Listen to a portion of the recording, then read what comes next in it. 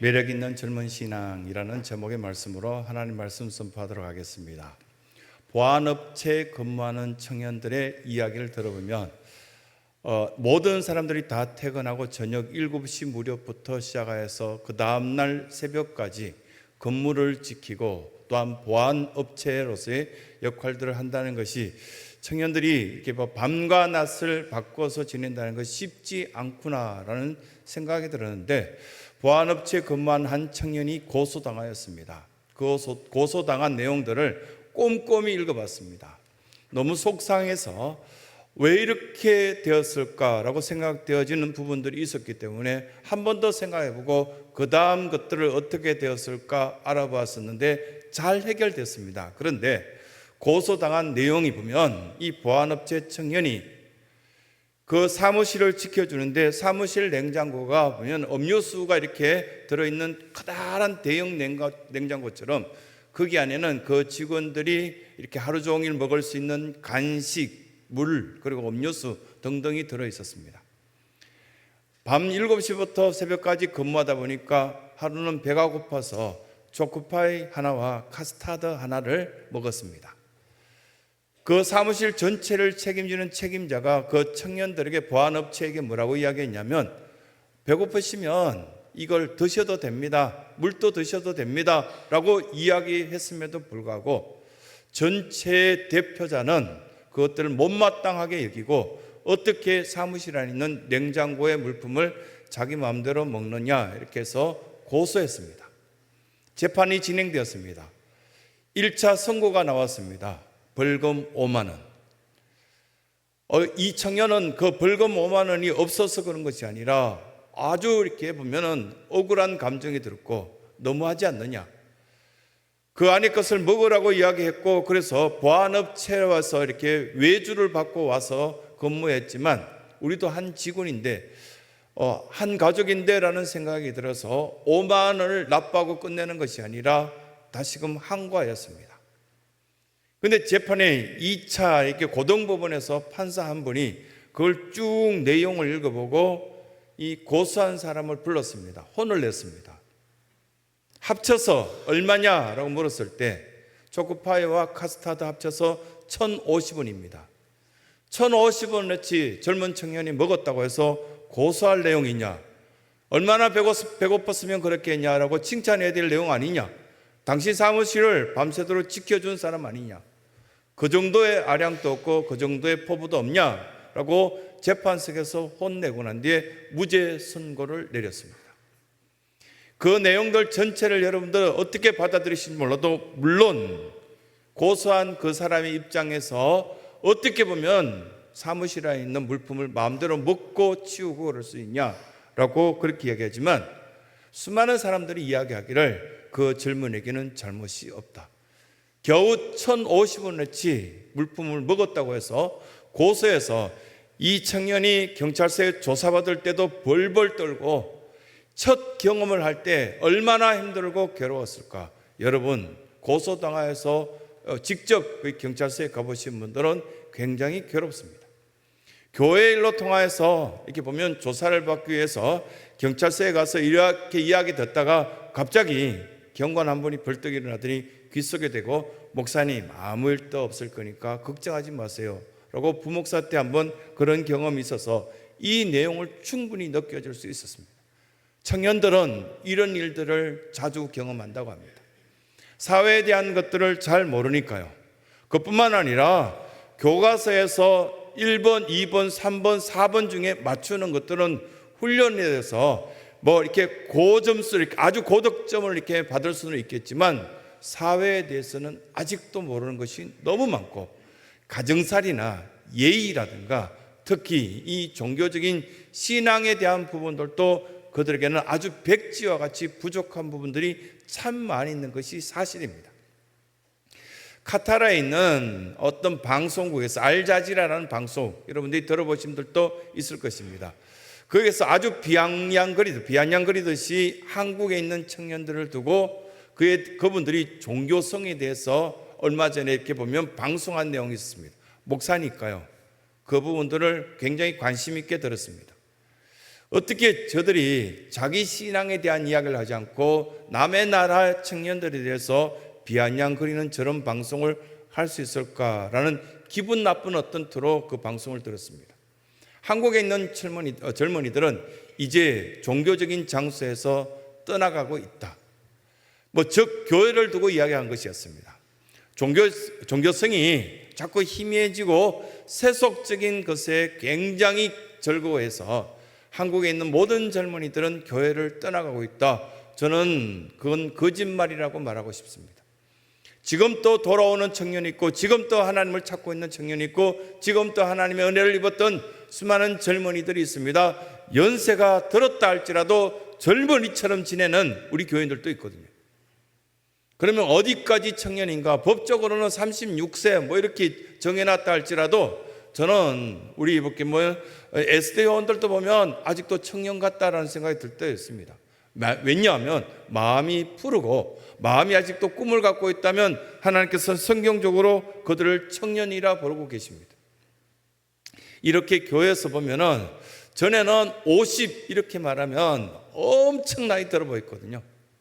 근데 제가 나이 드니까요, 50대는 사람들도 청년으로 보입니다.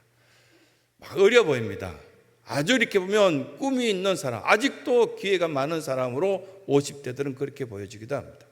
그런데 성경에서는 뭐라고 이야기하고 계시냐면 시편 119편을 통해서 이 자리에 있는 모든 사랑하는 성도들은 이 말씀을 기억하고 있을 겁니다. 한국 청년뿐만 아니라 모든 크리스찬이라면 청년이 무엇으로 그 행실을 깨끗하게 하실 수 있느냐라는 질문을 하자 하나님께서는 시편 119편을 통해서 그의 말씀으로 통하여서 우리의 행실을 깨끗하게 할 수 있다라는 대답을 해주는 장면이 시편에 나와 있습니다.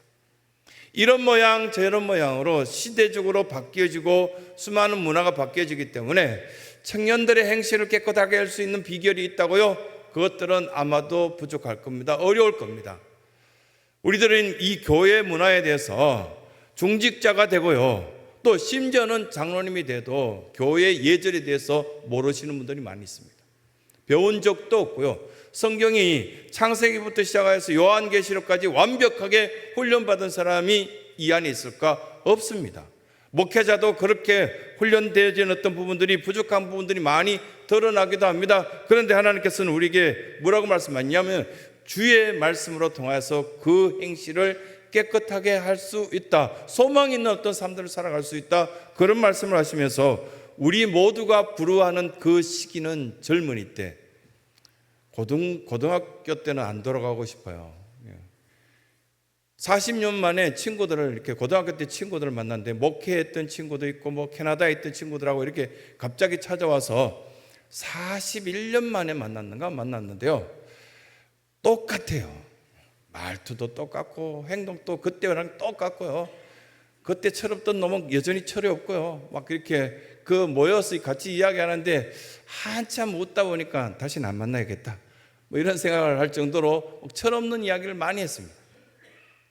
그런데 똑같이 그때로 돌아가고 싶다라는 친구들의 이야기를 쭉 했습니다. 그렇게 부러워하던 그 시기로 돌아가면 무엇하시겠습니까? 성경에서는 오늘 우리에게 돌아갈 수는 없지만 한 가지를 제시하는데요, 성도라면 생명이 다할 때까지 이 젊은 신앙으로, 매력 있는 젊은 신앙으로 살 수 있다는 그 부분들을 말씀하시며, 이 매력 있다는 부분들을 우리는 기억해야 될 필요성을 말씀하시는데, 꼰대라는 단어는 이 교회 안에 없었으면 좋겠습니다. 거절하고 비아냥거리고 부정적으로 이야기하는 그것으로 통해서 젊게 살 수 있는 비결이 있는가? 없다라는 것이 성경에서 말씀합니다. 아무 일이든지 오직 기도와 간구로 너희 구할 것을 감사함으로 하나님께 하라. 그리하며 모든 지각에 뛰어난 하나님의 평강이 그리스도 예수 안에서 너희 마음과 생각을 지키는 매력 있는 신앙이 되지 않겠습니까? 그러면서 신성교회 사랑하는 성도들에게 말씀하십니다. 우리는 이 매력 있는 젊은 신앙에게 요구되어지는 것이 거룩입니다. 구별되는 겁니다. 구별된 생활과 구별된 삶, 그 구별된 비전이 있는 겁니다. 나이가 막 들어가면서요, 비전을 내려놓아도 된다고요? 그런 게 어디 있습니까? 오히려 70이 될수록 비전이 더 확대되고 더 구체화되었으면 좋겠습니다. 은퇴 이후에 성전 출입이 더 많아지셔야 돼요. 매일같이 봉사하러 나오고요, 은퇴 이후에 그 많은 시간들 속에 기뻐하고 즐거워하고 젊은이들이 헉헉거릴 때 여유 있게 미소 지으면서 섬길 수 있는 태도, 멋진 거 아닙니까? 매력 있는 신앙의 모습 아닙니까? 그것을 한 예를 들어서 오늘 본문 가운데 속죄일에 대해서 이야기합니다. 1년에 한 차례 7월 10일, 성경에 있는 이 7월 10일은 유대인 달력의 7월 10일입니다. 이걸 계산해 봤습니다. 계산하면 매년 바뀌거든요. 매년 바뀌는데 이 속죄일이 올해는 9월 16일입니다. 9월 15일부터 10월 15일까지 이들이 말하는 그 종교적인 어떤 그 계산에 따르면 지금 원래는 이 속죄일을 유대인 어떤 날짜에 계산하면 7월 10일이었던 이 속죄일이 우리나라에서는 9월 16일로 지키는 것이 맞습니다. 나중에 검색 한번 해보십시오. 그러면 그 날짜 계산법이 나오는데 나중에는 짜증 날 겁니다. 머리 아프다, 이거 내려놔야 되겠다, 이런 생각하실 텐데, 어쨌든 단순하게 한번 생각해 봅시다. 속죄일을 이날 왜 우리에게 주셨을까? 왜 이렇게 우리는 매주마다 이 예배실에 들어와서 나의 거룩됨을 다시금 회복시키고 비전을 다시금 재설정하면서 하나님 앞에 나와서 예배하게 만드실까? 이 속죄일에 두 짐승에 대해서 여기 이 성경 본문을 통해서 말씀하시는데, 혹시 이해하고 계신 분 있습니까? 속죄일 날 이 속죄제를 드리는데 하나님 앞에 두 짐승을 갖고 나오는데, 하나는 여호와께 하나님께 드리고 하나는 번제로 드리는데요, 그 번제를 드리는데 그 번제 속에 우리의 모든 죄악들을 다 집어넣어서 아주 가루로 없어져서 이렇게 죄도 없는 상태까지 만들어버리는 그 모습들을 우리에게 보여주고 있습니다. 그런데 가난한 사람들은 비둘기 2마리를 갖고 와서 한 마리는 여호와께, 한 마리는 우리의 죄를 위해서 번제를 드리는 모습을 보여주고요. 그런데 일반적인 모든 사람들은 염소 2마리, 그 가운데 한 마리는 잊어버리고요, 한 마리, 그것을 아사셀이라는 그 명칭으로 오늘 본문에 나와 있는 것을 보게 됩니다. 이 아사셀은 그 모든 염소에게 우리가 지었던 거짓말, 잘못했던, 사기쳤던 모든 것들, 그리고 실수했던 것들 다 검소에게 짐을 지워서 광야로 내보내는 그 명칭을 아사셀이라 이렇게 명칭 붙였던 것을 볼 수 있는데요. 그런데 그때 당시에 기록들을 한번 쭉 읽어봤더니요, 어떤 모습이 있었냐면, 한동안은 이 염소 머리에 검은 리본을 묶었습니다. 모든 우리의 죄들을 이 염소에게 전가시킨다라는 뜻으로 그 염소에 검은 리본을 묶어서 광야를 보냈더니요, 어떤 현상이 나타났는가? 그들은 거짓말하지 않았던 그 현상 그대로 표현했는데 그 검은 리본이 하얗게 되었더라. 탈색되었나? 광야로 내보냈더니 그럴 수도 있겠는데 라고 생각했는데, 그들은 뭐라고 이야기했냐면, 하나님이 우리의 모든 죄를, 검은 그 죄를 하얗게 만들어준 그 모습들을 우리에게 보여준 한 증거다, 이렇게 표현하고 있는데요. 그때 당시에 제사장들, 여러분들 제사장 아닙니까? 그러면 그 제사장들에게 무엇을 입혔는가? 하얀색 세마포를 입혔습니다. 결혼식 할 때 신부들이 입는 것처럼 하얀색, 아주 희고, 아무튼 거기에는 불순물이 전혀 보이지 않는 하얀색 세마포를 입고 그들은 이 종교적인 행사를 감당했다는 겁니다. 무슨 의미를 이렇게 내포하고 있습니까? 실제로 이 교회 안에 들어와서는 찬양대 지금 입고 계시는 가운은 실제 규정적으로 볼 때는 하얀색이 맞거든요. 그 헌금 수준하신 분들도 그렇고, 거기에는 우리의 순수한 순결한 거룩성을 나타내 주는 그 가운 속에 우리 모든 것들을 덮고 가렸습니다. 신부에게 결혼식 할 때 신랑에게 저는 이 순수한 거룩한 모습으로, 오직 순결한 모습으로 당신과 사랑하겠습니다, 그 표현들이 우리에게 포함되어 있는 것을 이 성경은 우리에게 가르치고 있습니다. 근데 제사장들이 이것들을 행할 때 뭐 이렇게 모든 젊은이들이 바라볼 때는 그 종교적인 행사 이런 것들이 막 괴로웠습니다. 왜 괴로웠습니까? 우리 교인들을 이렇게 바라보면 괴롭겠다라는 생각이 듭니다. 왜? 지킬 수 없으니까요. 내면적으로도 갈등이 있거든요. 먹지 말아야 될 거 아직도 먹고 계신 분들이 있고요. 하지 말아야 될 것을 계속하면서도 그래도 나는 하나님은 믿어야 되기 때문에 그것으로 통해서 젊은이들은 내적 갈등과 외적 갈등을 계속 겪습니다. 크리스찬인데 회사가 보니까 이 모든 문화 속에서 이걸 감당할 수 없는 일들이 자꾸 벌어지는 겁니다. 내적으로 굉장히 연약한 모습이 있기 때문에 흔들리는 우리의 신앙들, 믿는다고 말하지만 믿음이 거의 없어 보이는 것, 그리고 또한 외적으로도 보면 유혹에 약합니다.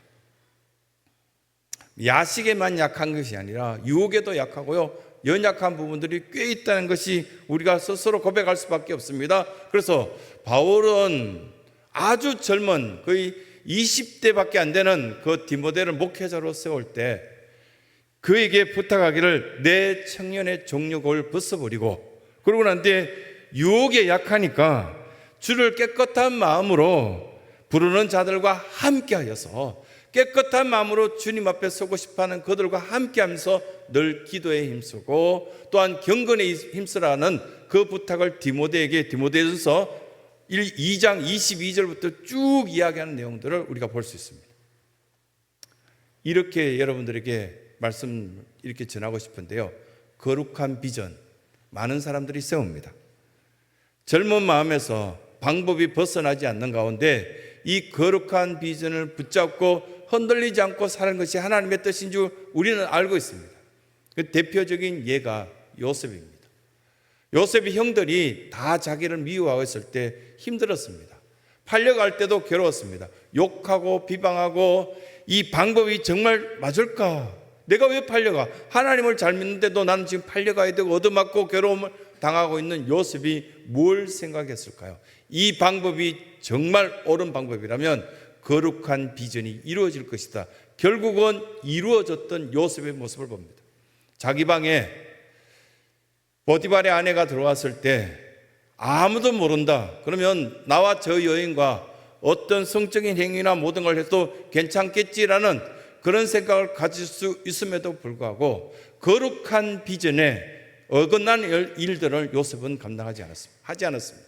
결국은 그 일도 통하여서 재능이나 모든 것들이 엄청나게 뛰어난지는 잘 모르겠지만 하나님께서는 이 거룩한 비전, 구별된 그 삶과 비전을 보고 요셉을 세워준 모습을 우리에게 말씀하시는 겁니다.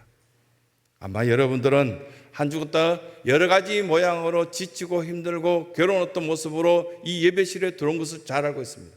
그러면 어떻게 회복하시겠습니까? 또다시 험투성이고 괴롭고 힘든 그 부분으로 세상으로 나가서 또 실패자요 괴롭고 힘든 모습으로 나가겠습니까? 아니면 구별된 나의 삶과 비전을 새롭게 하는 믿음의 사람이 될 것인가?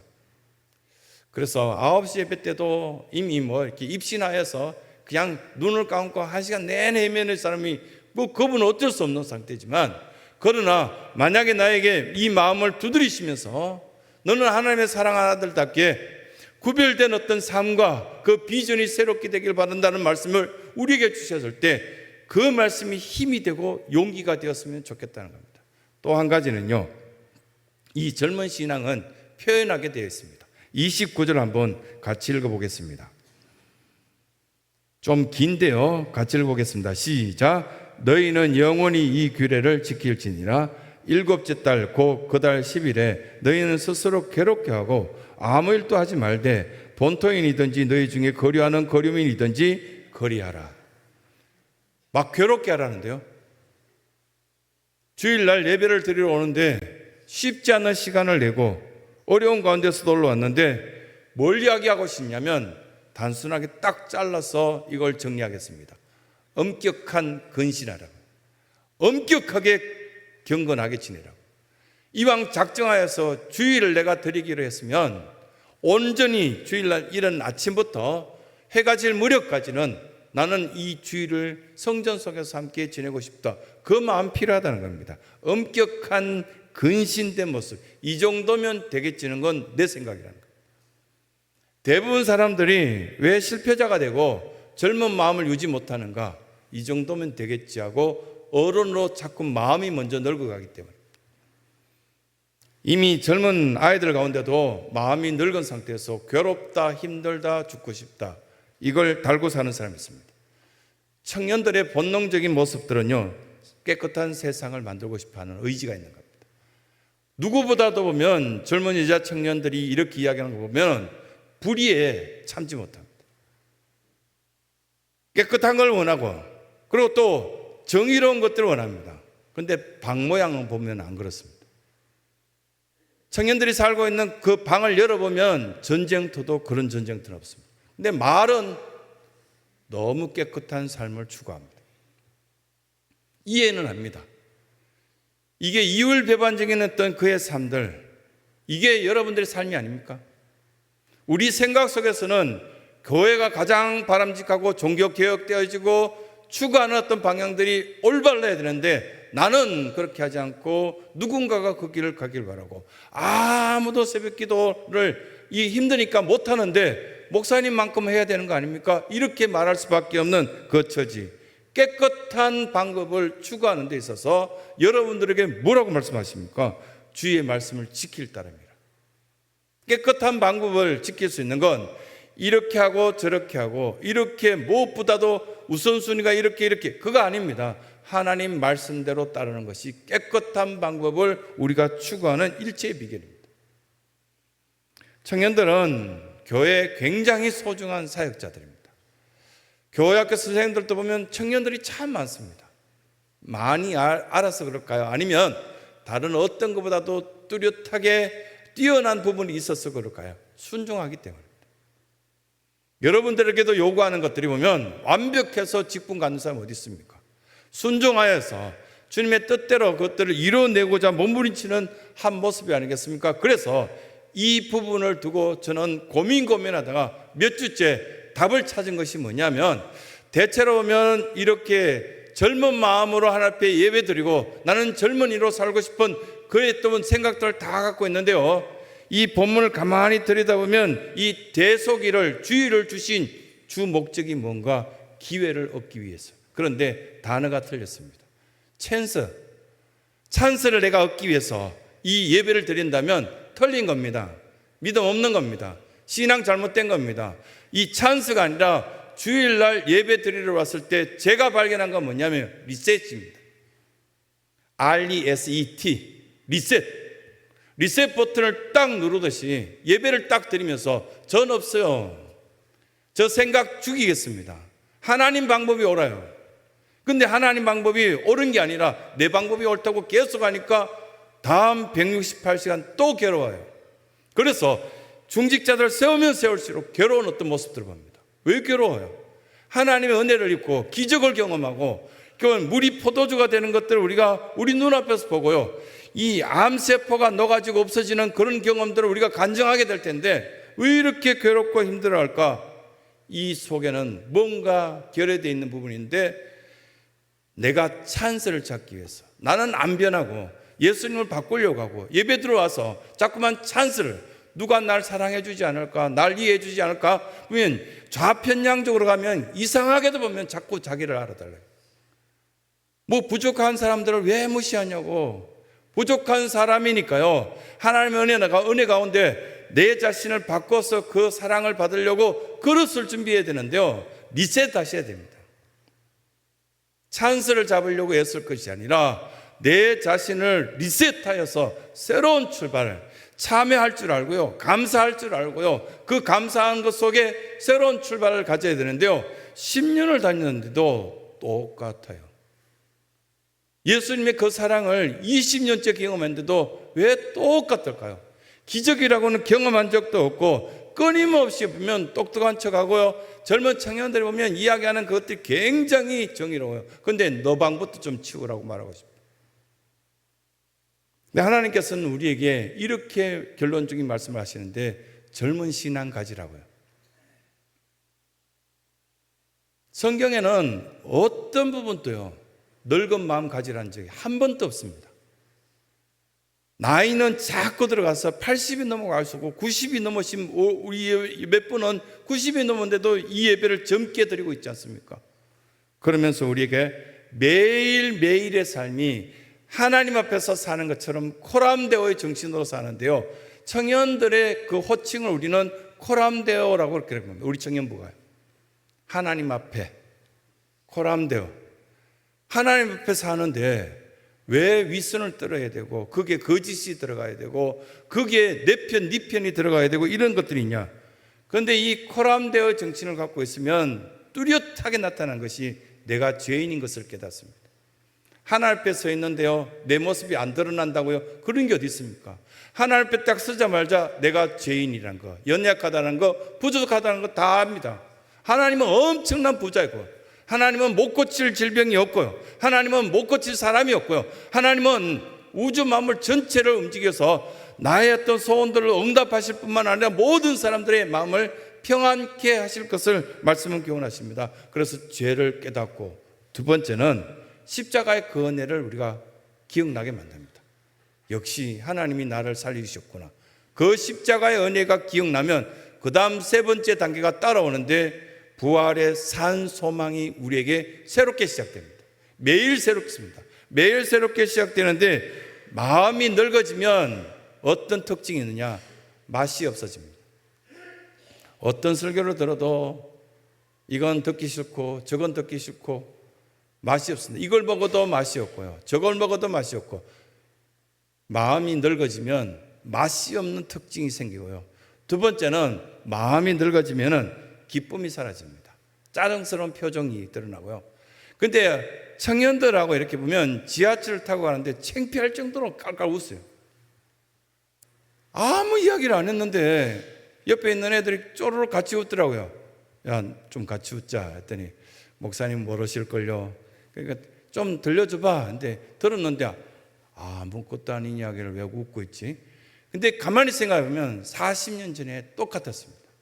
밤새도록 웃고 집에 돌아왔는데 또 전화로 또 통하고, 이런 모습들이 보면 젊은 어떤 마음들 속에 작은 것도 기뻐할 줄 알고요, 그냥 떡볶이 한 그릇 딱 갖다 놔도 청년들은 웃어요.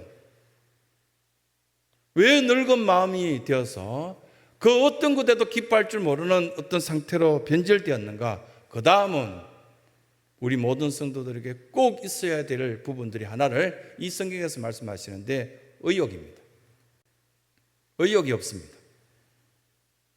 봉사하고 싶은 의욕도 없고, 핑계는 100가지고요, 하고 싶은 마음은 한 가지도 못 됩니다. 이것이 신앙 없는 자세의 표본적인 모습입니다. 늙은 마음의 표본적인데요, 마음이 젊어지기 시작하면 나이와 상관없습니다. 학벌 상관없습니다. 지역 상관없습니다.